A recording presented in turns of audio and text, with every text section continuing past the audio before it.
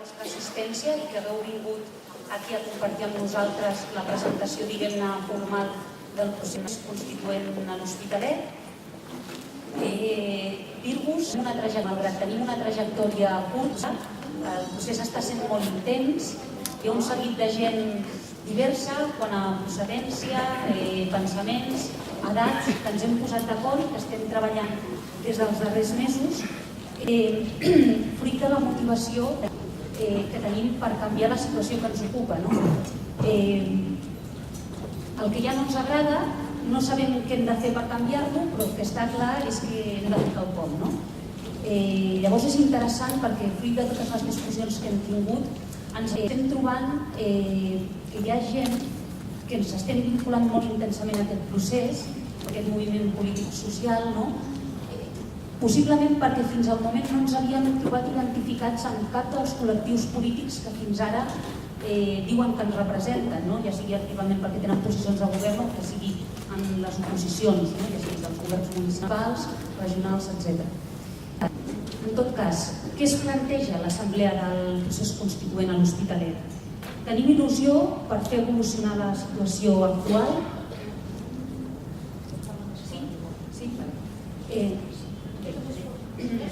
Tenim il·lusió per intentar fer evolucionar la situació actual.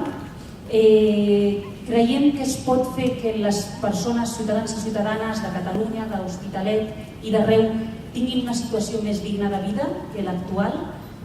Creiem que és possible lluitar perquè el marc legal no empari les injustícies que està emparant a hores d'ara. Creiem que hi ha possibilitat de fer que hi hagi una major equitat en la distribució dels recursos entre totes les persones i, en definitiva, que tothom, ciutadà o ciutadana, tingui una vida més lliure i més digna de l'actual. Planteja l'Assemblea del procés constituent a l'Hospitalet.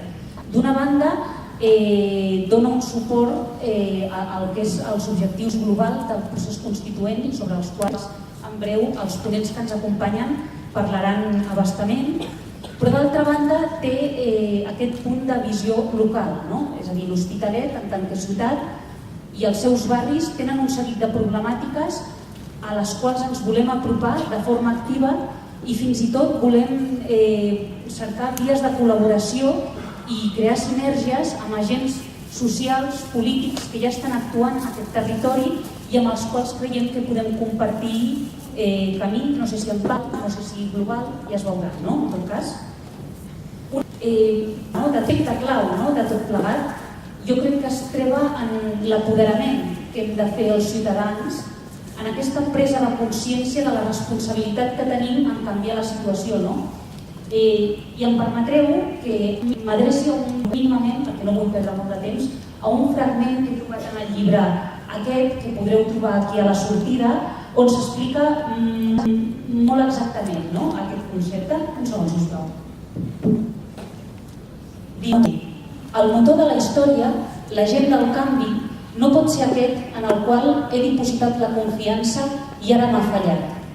Ni tampoc no pot ser cap substitut d'aquest suposat salvador.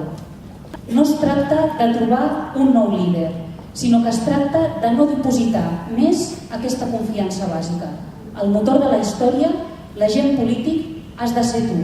Hem de ser cadascú. La confiança l'ha d'assumir un mateix com a responsabilitat. És a dir, que aquest subjecte històric que emergeix, aquest subjecte de canvi social, sorgeix des de baix, perquè si fem una anàlisi des del punt de vista d'estructures polítiques i de la seva perdurabilitat en el temps, mai no ha sorgit el canvi a favor d'una major justícia social de dalt a baix. I això és lògic, perquè si el sistema beneficia uns quants, seria molt estrany que els beneficiats per aquell sistema el volguessin canviar. En canvi, la gent a qui aquest sistema deixa fora tenen tots els motius per voler-ho canviar. I si no ho fan, és perquè hi ha la força repressora unida a la part de l'alienació ideològica de què parlàvem. En tot cas, molt agraïts que hagueu vingut. Estic segura que podreu gaudir àmpliament dels discursos que ens aportaran aquests il·lustres ponents amb què gaudim la companyia avui. I abans d'entrar en matèria ja específicament, voldríem donar pas a una petita intervenció d'un company, a la coordinadora de la Marxa de la Dignitat, que ens vol fer 5 cèntims d'una iniciativa que tenen en marxa. Gràcies.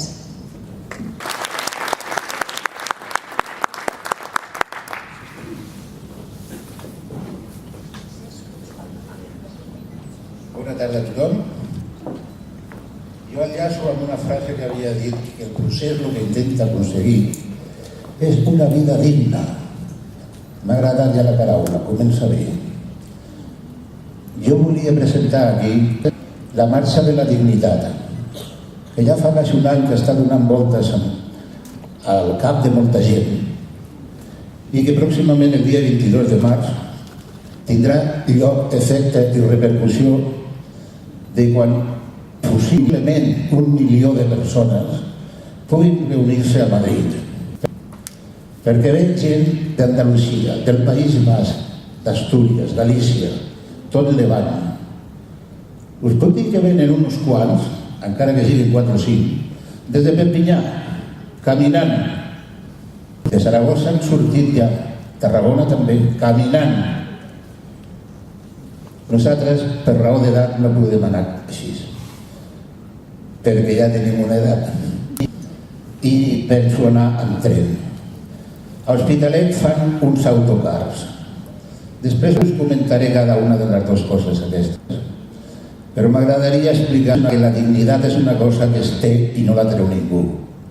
Aquí a Catalunya acostumen a dir que de porc i de senyor s'ha de venir de mena.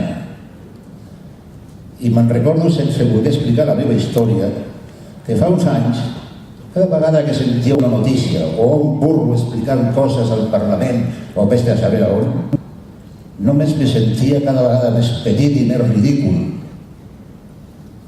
Perquè quan surt un ministre tot seriós dient el paro está bajando, el tonto es ell que creu que jo m'ha enganyat.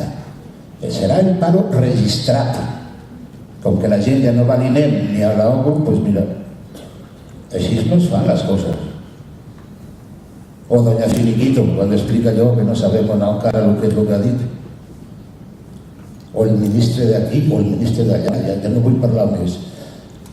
No us toca la dignitat personal, aquestes coses. No us sentiu ofesos amb el sentit comú. Doncs jo t'he posat moltes il·lusions anar a Madrid i dir-li a aquella gent que prou que no ens creiem res del que fan. I no estan legitimats, i molta deuta poden fer, però la deuta no és meva. Els desnonaments que estan fent és una violència d'estat, en fi, etcètera, etcètera, que no vull aprofitar-me ara de les coses.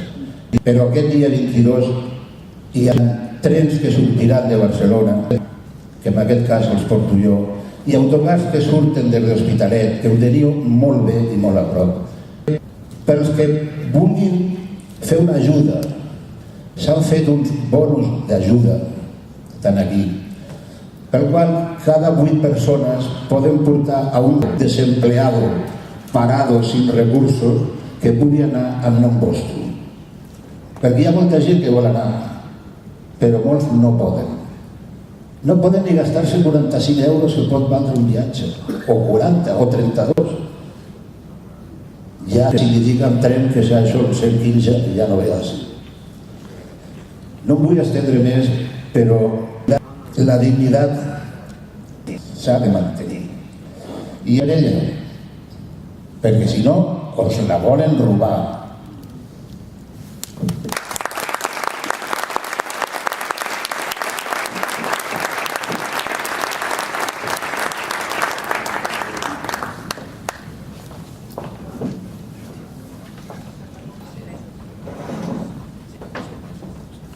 Sí, un momento, es que tengo interés al teléfono.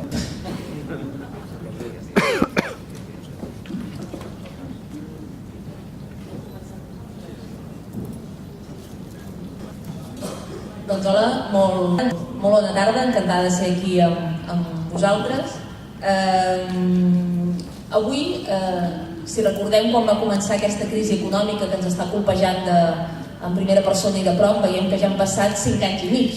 des de que al setembre de l'any 2008 doncs, Wall Street, Lehman Brothers va fer fallida. Aleshores, quan la crisi començava, la crisi per tots nosaltres era una cosa molt abstracta, que queia molt lluny. La crisi era això, era Wall Street, eren les hipoteques subprime, era la bombolla immobiliària, i en canvi ara, 5 anys i mig després de l'inici d'aquesta crisi, veiem com la crisi s'ha convertit en una cosa concreta. Avui la crisi ja no és algo abstracte, avui la crisi és algo concret. Avui la crisi és atur, és no poder arribar a final poders, és no poder pagar la hipoteca o el lloguer, és passar fam, no? Com moltes famílies s'estan trobant avui a casa nostra, i per tant veiem que la crisi ha passat de ser una cosa abstracta i llunyana a nosaltres a ser una cosa que ens colpeja dia a dia. I si jo us preguntés a vosaltres doncs, si esteu a l'atur o coneixeu persones en atur o persones que no arriben a final de mes o que no poden pagar la hipoteca o que han estat estafades per les preferents, doncs segurament moltes de vosaltres direu, doncs jo conec algú, o no un, 2, 3 o més i tot, no? Per tant, avui veiem com avui la crisi és tot això que ara us comentava, i de fet les xifres així ho indiquen, no? Més d'un milió de persones això que estan passant gana avui a l'estat espanyol, més de 6 milions de persones aturades, 532 desnonaments al dia, una de cada 5 persones que viu per sota del llindar de la pobresa, però aquesta és una de les cares de la crisi, és la cara de la crisi que ens colpeja la majoria, és la cara de la crisi dels retallats. Però hi ha uns pocs, els retalladors, podríem dir, que surten guanyant amb aquesta situació que està generant un empobriment col·lectiu.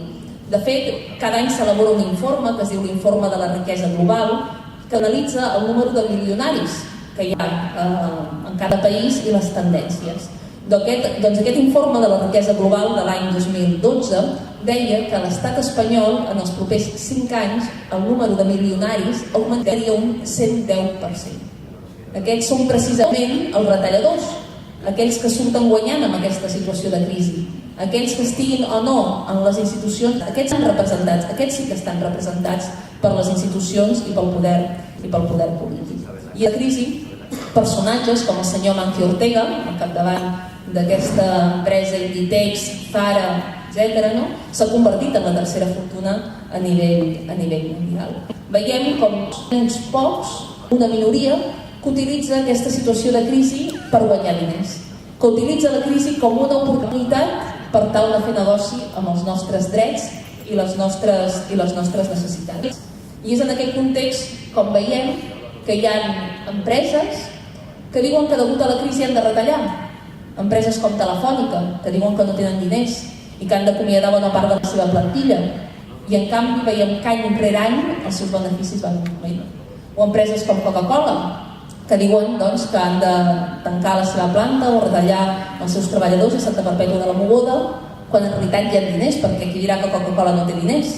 Afortunadament hi ha gent que lluita i hi ha gent que no resigna, ja siguin els treballadors de Coca-Cola que estan mantenint a Santa Perpètua de la Mogoda una de les vagues de l'Igència d'aquest país, més de 100 dies de vaga, o les protestes també en el seu moment dels treballadors de Telefònica que van portar una vaga de fam i que continuen avui protestant contra l'usura i l'avarícia d'aquestes multinacionals. Veiem com aquestes empreses no tenen vergonya, empreses que diuen que són la marca Espanya, i evidentment no, és la marca de l'explotació, de l'espoli dels nostres drets, de l'usura, de l'avarícia i en definitiva de la vergonya. I això és el que representen empreses com Telefònica, com Panrico, com Coca-Cola, que avui ens estan dia rere dia retallant els nostres drets. Veiem que les empreses utilitzen la crisi com a excusa, però també ho estan fent els governs, ja siguin català, espanyol o a nivell de la Unió Europea. Veiem com també aquests governs diuen que degut a la crisi el deute augmenta, el deute públic augmenta i que degut a això cal que ens estrenyem el cinturó, que acceptem una sèrie de polítiques de retallades, que per pagar el deute el que cal és justament retallar en sanitat, en educació, etc. Ens estan dient justament que aquesta crisi en som responsables i que n'hem d'acceptar les conseqüències d'aquesta crisi. Però per què passa això? Per què aquells que hi ha en el govern apliquen aquestes polítiques de sortir de la crisi, que en definitiva fan recaure la crisi en les nostres espatlles, en les de la majoria? Perquè aquells que estan en les institucions tenen vincles estrets amb aquest poder econòmic. De fet, el que es coneix com la dinàmica de porta giratòria és una realitat. Molts d'aquests que avui estan al govern, demà quan en surtin passaran a ocupar les places dels consells assessors de les principals empreses del país i viceversa, quants d'aquells que avui estan en el govern venen de l'empresa privada. Per posar un exemple, el senyor Boi Ruiz, al capdavant de Sanitat, del Departament de Sanitat, de la Conselleria de Sanitat a casa nostra, abans d'ocupar aquest càrrec, aquest senyor era el president de la principal patronal sanitària catalana. Evidentment, avui porta a terme aquesta ofensiva brutal per acabar amb la nostra sanitat pública, perquè bàsicament torna, podríem dir, els favors aquells que fins fa 2 dies li pagaven el salari. Per tant, veiem com la crisi, malgrat que ens la venen com a neutral, com que no queda altra, en realitat és un negoci, és una oportunitat per part d'aquells que ostenten el poder polític i el poder econòmic. Però potser si una cosa té de bona aquesta situació de crisi és que també ha fet obrir els ulls a moltes persones. En la mesura que la crisi ens colpeja de prop, comencem a veure que aquest sistema capitalista que ens havien dit que era el millor dels possibles, o l'únic dels possibles, comencem a veure que no funciona. Que malgrat que hem volgut dir i fer-nos creure que aquest sistema donaria resposta a les nostres necessitats, avui veiem que això és mentida. Veiem com aquest sistema capitalista, en definitiva, és un sistema que fa negoci amb les nostres vides, els nostres drets, que utilitza els nostres drets per guanyar diners. I amb el tema de l'habitatge és claríssim. És un sistema que fa negoci amb gent que es queda sense casa, hipotecada de per vida amb els bancs. Quedar-se és un negoci per la banca i converteixen el nostre dret a l'habitatge en un negoci. El mateix passa amb el dret a l'alimentació. Quanta gent avui passa gana, malgrat que els supermercats llencen cada dia tonelades d'aliments. Hi ha qui fa negoci amb la fam. I això afortunadament s'ha vist als ulls de moltes persones, que el capitalisme avui és un sistema incompatible en definitiva amb les nostres vides. I molta gent ho diu, gent potser que no té una experiència militant, política, en diferents moviments, que diu que això no és una crisi, és una estafa, és un robatori, és un espoli dels nostres drets. I és en aquest context on hi ha una sèrie de mites sobre els quals se sustenta el capitalisme i aquest sistema actual que comencen a fer fallida. Un d'ells és, per exemple, aquell que ens han vingut dient durant molt de temps que hem viscut per damunt de les nostres possibilitats. És un dels grans mites sobre els quals se sustenta el sistema i la crisi, fer-nos creure que la crisi és culpa nostra perquè hem viscut per damunt de les nostres possibilitats. I si tu has viscut per damunt de les teves possibilitats i has estirat més el braç que la màniga, com ens diuen dia els mitjans i l'establishment, vol dir que ets corresponsable d'aquesta situació, que n'ets còmplice, que n'ets culpable i per tant has d'acceptar les conseqüències. I quines són les conseqüències d'acceptar-ho? Doncs són acceptar les retallades i tot el que implica d'aquest retrocés brutal en els nostres drets. Però afortunadament aquest context de crisi, com abans deia, i també l'emergència del que ha significat el 15M, els indignats i a tot el que ha donat lloc, entre ells la marxa de la dignitat, que són aquestes expressions de protesta des de baix de la gent, han posat en qüestió aquesta veritat absoluta sobre la qual se sustenta el sistema. I la gent ha dit, no és que siguem nosaltres que hem viscut per damunt de les nostres possibilitats. La gent que volia una casa, un sostre sota el qual viure. Qui ha viscut per damunt de les seves possibilitats, en tot cas, han sigut uns bancs que en l'època del boom immobiliari el que van fer bàsicament va ser regalar crèdit a constructores perquè edifiquessin milers de vivendes que avui han quedat buides. Qui va viure per damunt de les seves possibilitats van ser tots aquelles immobiliàries, etcètera, que van també construir grans infraestructures que avui estan en desús. I l'aeroport de Castelló, on mai ha passat un sol avió, n'és un bon exemple. Aquests són els que van viure per damunt de les seves possibilitats. Bancs, empresaris de la construcció, polítics de torn, que donaven resposta als interessos d'aquests empresaris. I avui la gent se n'adona que no són culpables ni còmplices d'aquesta situació, sinó que en tot cas en són víctimes i com a tals hem de demanar explicacions. I en segon lloc, un altre mite sobre el qual se sustenta el capitalisme, la crisi, és aquest discurs que ens fa creure que el capitalisme és sinònim de democràcia, que el capitalisme és el millor garant de la democràcia, i sempre associen capitalisme amb democràcia. I això, en canvi, veiem avui que és completament fals. Que quan la gent surt al carrer i demana més democràcia, quan la gent surt al carrer i vol portar la democràcia fins a les seves últimes conseqüències, aleshores ens diuen que som antidemòcrates. Quan la gent de la plataforma d'advocats per les hipoteques feia escratxes, els deien que si eren filofeixistes, filoterroristes, quan ens manifestem davant del Parlament de Catalunya o al Congrés dels Diputats. Llavors ens diu que som colpistes, que som antidemòcrates. I veiem com el sistema actual és incapaç d'encabir les aspiracions democràtiques de la gent. I per això aquells que estan al poder ens diuen antidemòcrates justament quan reivindiquem una democràcia de veritat i volem portar la democràcia fins a les seves últimes conseqüències. I veiem avui clarament en aquest context de crisi, a través de les vies de la repressió, l'estigmatització, la criminalització que es fa tant de la pobresa com de la mobilització social al carrer, que aquest sistema és incompatible amb la democràcia. I això és un cas concret, però també vam veure l'any 2011 cops d'estat per part dels mercats a Europa. Vam veure com el senyor Silvio Berlusconi l'any 2011 no el van treure del govern els italians, sinó els mercats. Les èlites econòmiques van fer fora del govern de Berlusconi i van col·locar en el seu lloc el senyor Mario Monti, un tecnòcrata. I per tant veiem com quan el capitalisme entra per la porta podríem dir que la democràcia fuig corrents per la finestra, que són dos sistemes en realitat incompatibles i que això afortunadament avui es veu als ulls de moltes persones. I és en aquest context de crisi econòmica, que avui s'ha convertit en una profunda crisi social, en el qual es planteja la proposta del procés constituent, que la van plantejar el mes d'abril de l'any passat, la Teresa Forcades, l'Arcadi Oliveres, i justament el que ells plantejaven i posaven de manifest era la necessitat de donar una resposta político-social front a aquesta situació, la necessitat de plantejar i de crear entre tots i totes un nou instrument polític i social, assenyalant que per canviar les coses el que és fonamental, indispensable i essencial és la presa de consciència de la gent, l'organització popular en diferents nivells, la creació d'alternatives, la desobediència, tot això és bàsic i és essencial, però que juntament amb tot això el que cal és ser capaços entre tots i totes de crear també nous instruments polítics i socials per tal de combatre aquells que des de sempre les institucions han fet i desfet en les mateixes en funció dels seus interessos particulars. I justament el procés constituent es planteja amb aquesta perspectiva de col·locar en el centre que per canviar les coses el que és fonamental és aquesta presa de consciència, mobilització, però també crear aquests nous instruments polítics a casa nostra. I sobretot es planteja amb aquesta perspectiva de procés constituent, amb aquesta perspectiva de que avui a Catalunya hi ha una crisi molt important a nivell econòmic, social, però també a nivell democràtic de les institucions i del model d'estat.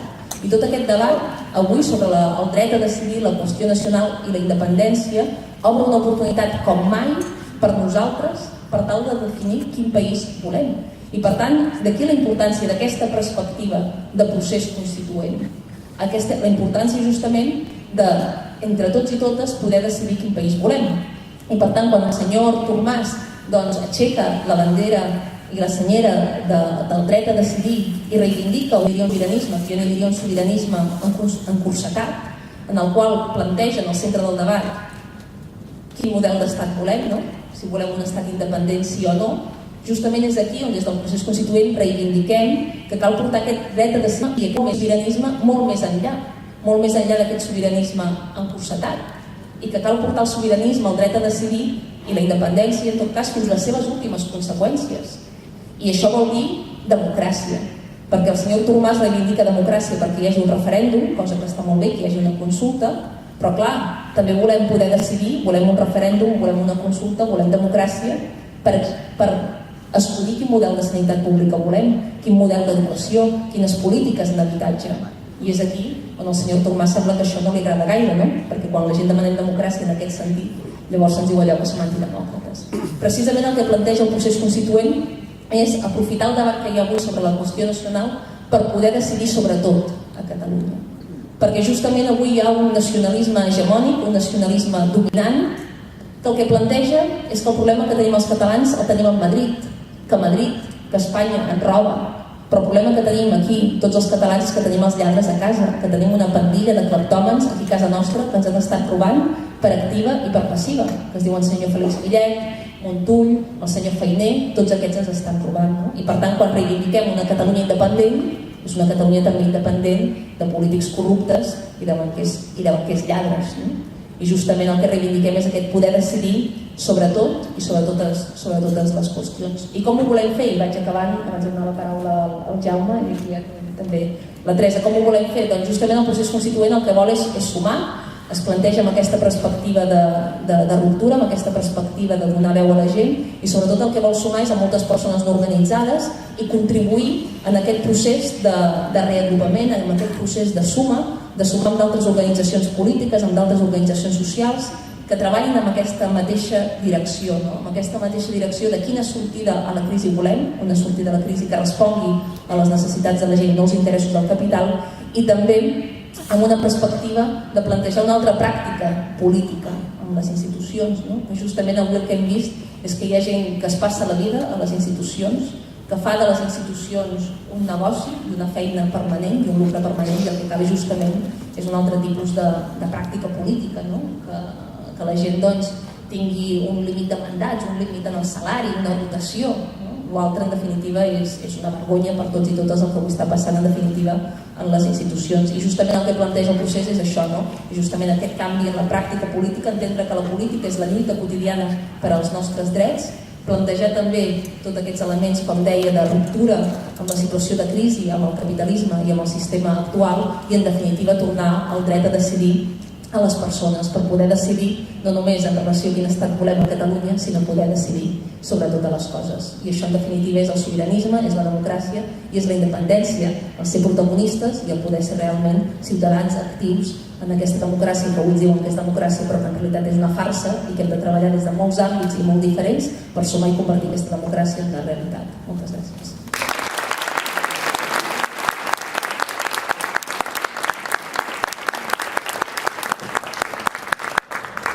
Sí, hola, bona tarda a tots i a totes. Jo seré molt breu, perquè no ens hem d'enganyar, no passa res, però en veritat no he vingut a escoltar-nos ni a l'Ester ni a mi, sinó ni a la resta de persones que estan a aquesta taula, sinó que he vingut a escoltar a la Teresa. I em sembla que em posaré dret perquè així és una estratègia que tinc d'autocontenir-me a l'hora de parlar més del compte. No, és la Teresa. No, molt breument per explicar-vos quina és la idea del procés constituent. Per què nosaltres diem que fa falta un procés constituent? Nosaltres pensem que estem en un context de crisi. No són temps normals, són temps de canvi d'època, són temps excepcionals.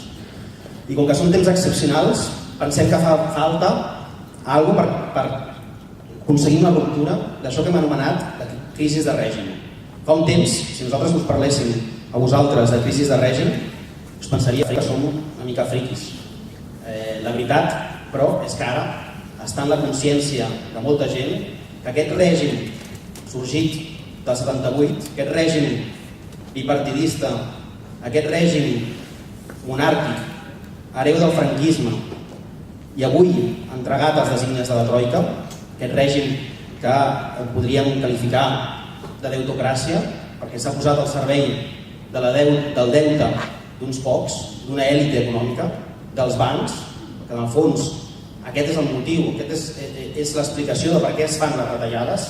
Aquest procés de desconstrucció, desmantelament de l'estat del benestar té a veure precisament amb l'assumpció de prioritat per part dels poders constituïts del pagament del deute d'aquests bancs.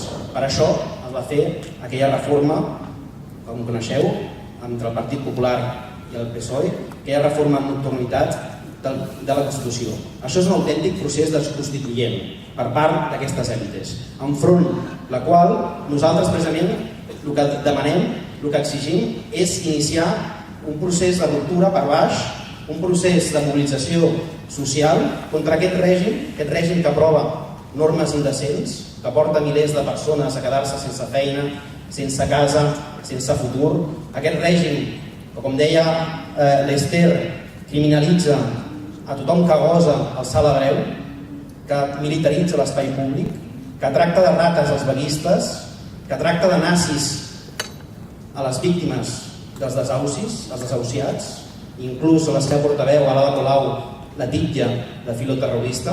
Aquest règim que a la vegada demana penes de presó de més de 7 anys de presó, 7 anys de presó, per les persones que en un context de vaga general mouen un container i en canvi aprova indults per banquers com l'Alfredo Sanz o per policies torturadors condemnats per tortures pels tribunals, i aquests són indultats mentre en canvi persegueix sense cap tipus d'escrúpol aquells que decideixen oposar-se a aquest estat de coses.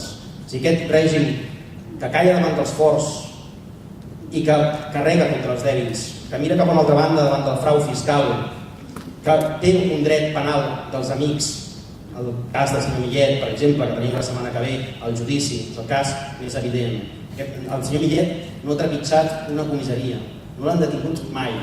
És un cas evident del diferent tracte segons et diguis Millet o et diguis Duran, Albert Duran, com es deia el Duran aquell, el Robin Hood, és igual, Enric Duran. És un règim, en tot cas, que nosaltres creiem que ha arribat un moment en què està en crisi. I per això pensem que fa falta una mobilització que el posi, perquè posi precisament la càrrega de trencar. Estem pensant no en canvis puntuals de normes, sinó, com deia l'Ester, fa falta un replantejament general. Fa falta canviar les regles del joc, o si més no, redefinir-les, pensar-les. No sé si hem de canviar-ho tot, però sí que hem de debatre sobre tot. No sé si totes les regles del joc s'han de canviar, però en tot cas hem d'aconseguir, com es va fer, però aquest cop un procés constituent no tutelat pels poders fàctics, que és el que va ser, com sabeu, el procés constituent de 1978, va ser un procés tutelat per dalt, pels poders fàctics del franquisme, de l'exèrcit, etc. Nosaltres el que estem impulsant precisament és un poder constituent des de baix, per les majories socials, en nom de les majories socials i per ells. Per això creiem que fa falta un procés constituent. Nosaltres som un espai que ens posem al servei d'aquesta idea, d'aquest diagnòstic que compartim tots els que participem en aquest espai, persones que ens hem conegut per primer cop.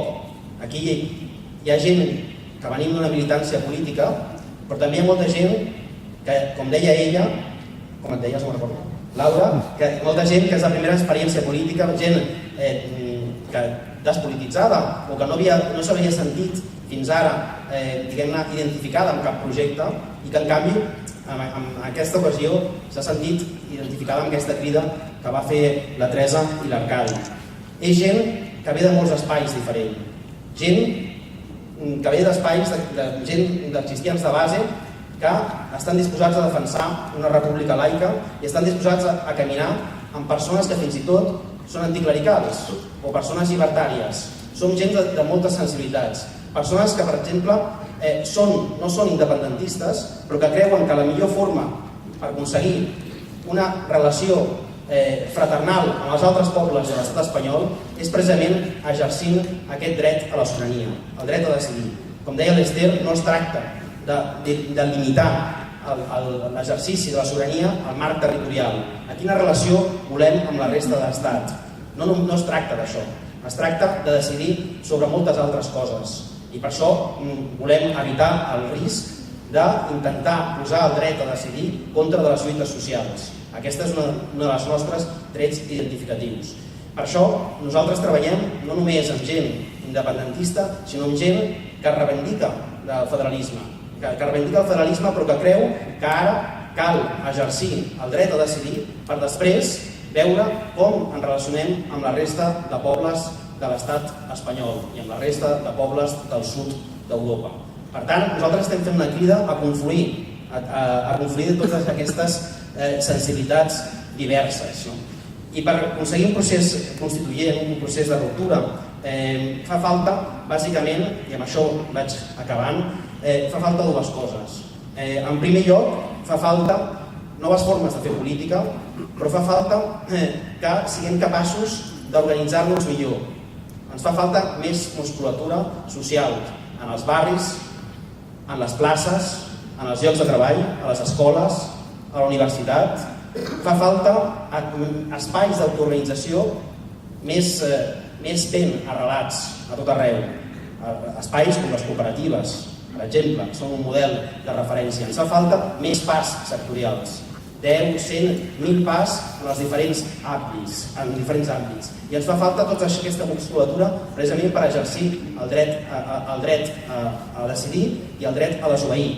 El desobeir, que és una altra categoria política molt important per nosaltres, perquè quan la norma és tan il·legítima, les normes són tan il·legítimes com ara, un desobeir és un dret, però sobretot és una obligació moral i política. Per tant, això és la primera cosa que fa falta. Nosaltres, precisament, creiem que aquest espai que estem impulsant és un espai important per aconseguir aquest objectiu, però nosaltres sols no ho farem. El procés constituent no pot ser una marca electoral, no pot ser que nosaltres patrimonialitzem o monopolitzem el concepte. Hi ha procés constituent en les 100 assemblees que han perdut el territori, hi ha procés constituent en les 40.000 persones que s'han adherit, en les persones que encerclaven la caixa, però també hi ha procés constituent, hi ha un crit destituent també en la gent del 15M, amb la gent, com deia l'Ester, que rodejava el Congrés a Madrid, amb la gent que rodejava el Parlament, amb la gent que participa a les marees, la gent que ocupa centres sanitaris per intentar evitar el seu desallotjament, amb la PA, la gent que posa el seu cos per impedir els desallotjaments de les persones que volen desallotjar, etc. En tots aquests espais també hi ha procés constituent i hem de veure la forma d'influir en tots ells. I aquest és diguem-ne, el repte que tenim per davant. I la segona qüestió que ens fa falta, i amb això acabo, és precisament perdre i combatre la indiferència, la por, perquè precisament aquest és el fonament del règim. Ens volen consumidors passius, ens volen consumidors acrítics, i per això la llei verd, per això normes com les del Codi Penal, normes com per exemple la de llei de seguretat ciutadana, que són normes pensades per crear un autèntic estat d'excepció encobert. El Codi Penal és una declaració de guerra contra els moviments socials.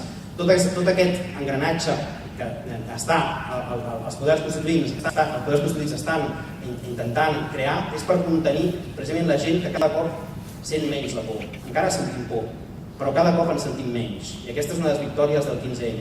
La gent ha perdut la por a sortir al carrer, o n'ha perdut una part de la por que sentia abans. Això és un dels èxits d'aquest règim que estem combatent. El règim del 78, fa 40 anys, ha aconseguit que estiguem anestesiats políticament i que la política sigui cosa dels polítics professionals. I amb el 15M hi ha hagut una repolitització de la ciutadania. La gent veu que ha de participar. I aquesta és la idea del procés constituent. I per poder aconseguir això ens fa falta perdre la por i que precisament la por canvi de costat. Què vol dir això? Vol dir que totes les conquistes socials, històricament, han sigut fruit de les lluites de la gent que ha aconseguit que qui tenia el poder tingués por a perdre els seus privilegis. I precisament per això s'han aconseguit els canvis. Tots els drets no són concessions gracioses del poder, són exigències arrencades de la gent de baix, de la gent que no té el poder, a la gent que té el poder. I aquesta és la idea. Quan la gent que té el poder comença a tenir por i aprova normes, com per exemple aquestes, la llei de seguretat ciutadana, això és un símptoma de debilitat. És un símptoma de debilitat que demostra que ens comencen a tenir por i que no volen a la gent al carrer. I aquesta, per tant, és una oportunitat única. La podem perdre, és veritat. Aquesta crisi de règim es pot tancar en fals, pot haver una sortida populista de dretes, autoritària, i es pot perdre. Però és una oportunitat única. Mai s'han donat les condicions que s'estan donant ara. Mai hi havia hagut una mobilització tan gran des de la transició com ara. I per tant, creiem nosaltres que estem en un moment, i acabo amb aquesta idea, aquesta frase precisament de Hannah Arendt, que deia que quan el poder es desintegra, la revolució és possible. Nosaltres creiem que estem en un moment, aquest règim de corruptocràcia, aquest poder està focat, ferit, es pot refer, però és un moment en què fa falta un procés constituent, un procés destituent i constituent, i això és possible. Per això impulsem aquesta idea. Res més, moltes gràcies.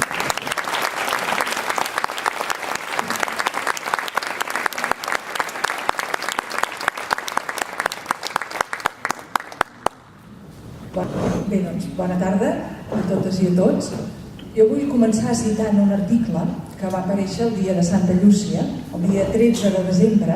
Hi va haver un article en el diari New York Times que era el següent. L'article deia que l'Estat, el país de Namíbia a l'Àfrica, havia aprovat una llei per aconseguir disminuir el consum de tabac que estava augmentant de forma alarmant entre, sobretot, la població adolescent i sobretot entre les dones del seu país.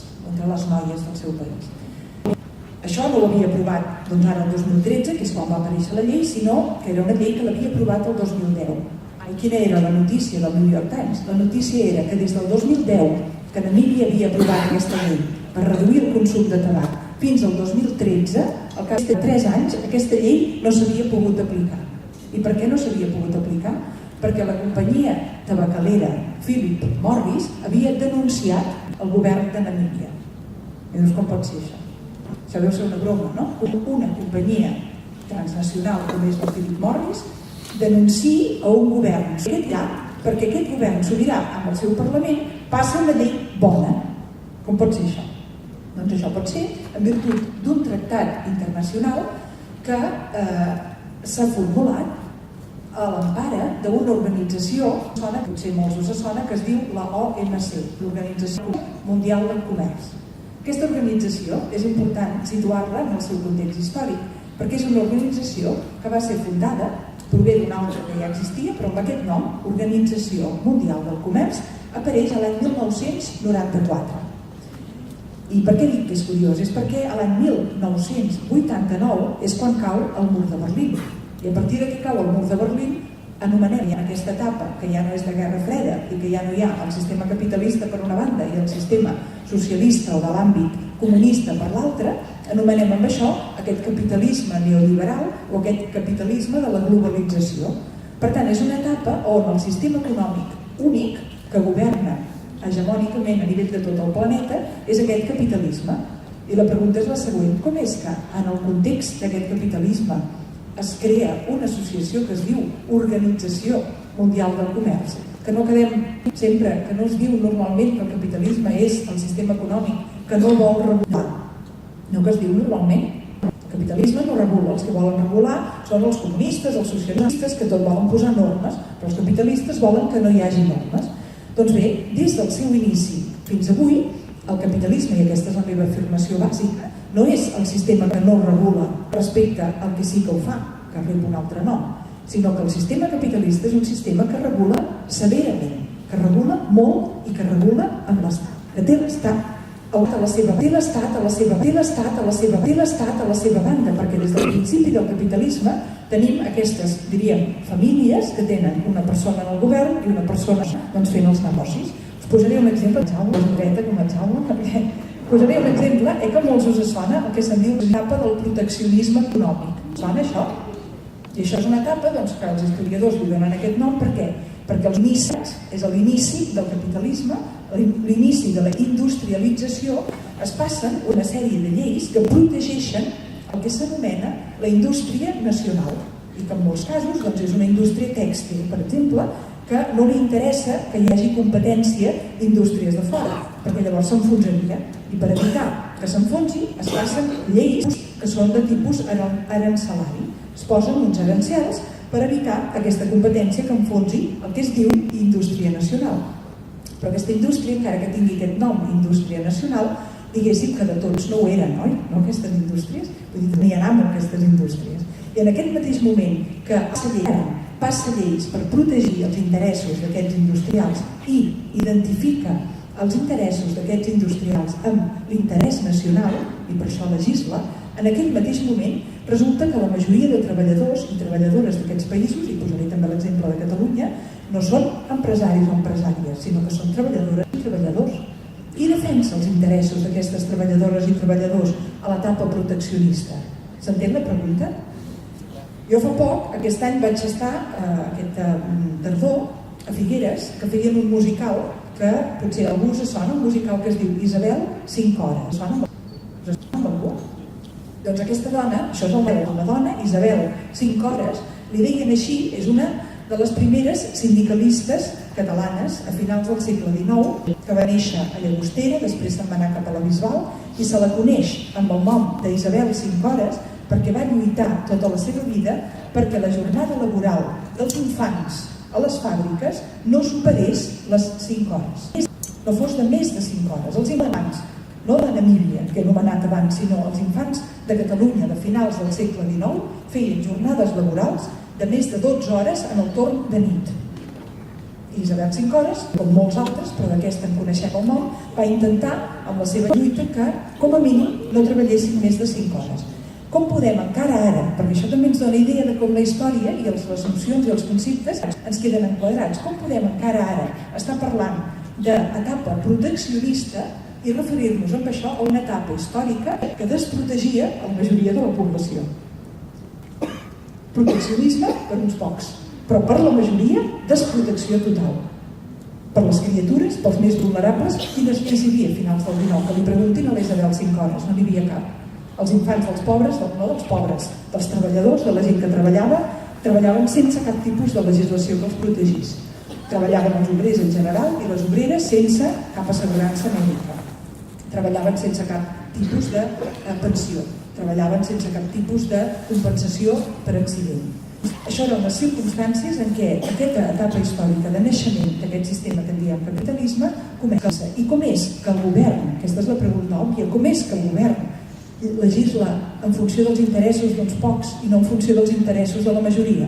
Molt bé, doncs perquè aquest govern i aquest poder econòmic van de la mà.